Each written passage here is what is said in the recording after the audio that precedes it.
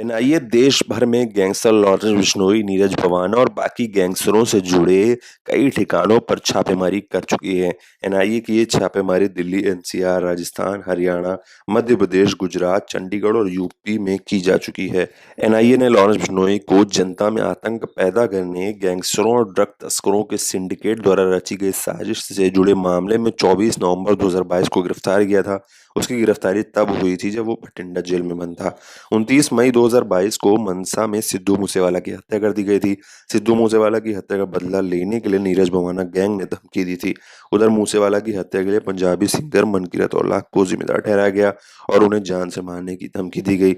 इस केस में लॉरेंस बिश्नोई का नाम जुड़ा था, लेकिन नीरज भवाना तक इसकी कड़ी कैसे पहुंची थी, ये समझना जरूरी है। करीब 16 साल पहले नीरज भवाना ने जुर्म की दुनिया में कदम रखा था। नीरज भवाना का असली नाम नीरज सहरावत है। वो दिल्ली के बवाना का रहने वाला है, इसलिए उसने अपना सरनेम बवाना रख लिया। उस पर हत्या की साजिश, जबरन उगाही, जमीनी कब्जा जैसे मामलों के आरोप हैं। नीरज भवाना पर करीब 40 केस रजिस्टर हैं। नीरज भवाना इस वक्त दिल्ली की तिहाड़ जेल में बंद है। जेल के अंदर से ही वो अपना गैंग चला रहा है। दिल्ली और आसपास के इलाकों में नीरज भवाना और दूसरे गैंग आमने सामने आते रहते हैं। 33 साल के नीरज भवाना का गैंग दिल्ली, हरियाणा, उत्तराखंड और यूपी में एक्टिव है।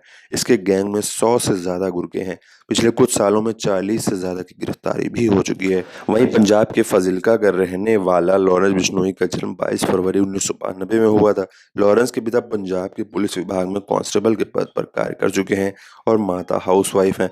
बचपन से ही लॉरेंस की खेल में बहुत रुचि थी और उसकी पढ़ाई फाजिल्का में ही हुई। उसके बाद कॉलेज की पढ़ाई के लिए लॉरेंस चंडीगढ़ आया, जहां उसने डीएवी कॉलेज में अपना दाखिला लिया। यहीं से उसकी एंट्री जुर्म की दुनिया में हुई। चुनाव लड़ने के लिए उसने student organisation of Punjab university नाम का एक संगठन बनाया और उसने छात्र संघ का चुनाव लड़ा। वो चुनाव हार गया।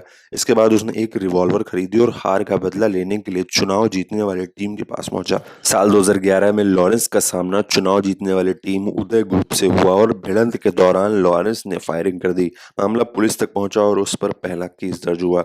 इसके बाद उसने दूसरे ग्रुप को सबक सिखाने के लिए एक बड़े गैंगस्टर से हाथ मिला लिया। जग्गू भगवानपुरिया नाम का ये कुख्यात गैंगस्टर लॉरेंस का गुरु बन गया। इसके बाद जग्गू ने उसे जुर्म की दुनिया के सारे पैतरे सिखाए। जग्गू भी तिहाड़ जेल में बंद है। लॉरेंस पर अब तक करीब 50 से ज्यादा केस दर्ज हैं।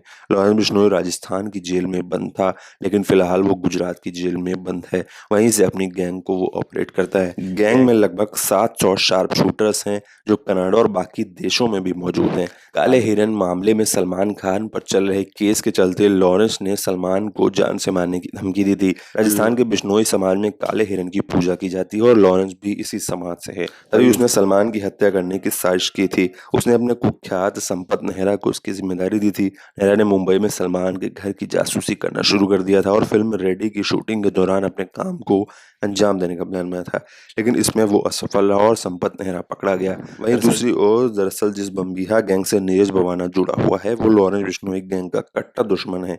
वहीं नीरज भवाना, कौशल चौधरी, सुनील उर्फ टिल्लू ताजपुरिया गैंग बम्बीहा ग्रुप के दोस्त हैं। बताया जाता है कि बम्बीहा गैंग से मूसेवाला का कांटेक्ट था, इसलिए उनके विरोधी बिश्नोई गैंग ने सिद्धू की हत्या करवाई है। वहीं नीरज भवाना के बम्बीहा गैंग से दोस्ताना कांटेक्ट है। बिश्नोई गैंग ने साल 2021 में हुई एक हत्या का बदला लेने के लिए सिद्धू को मारने का दावा किया था, जिसके बाद मूसेवाला की हत्या का बदला लेने की कसम नीरज भवाना गैंग ने खाई थी।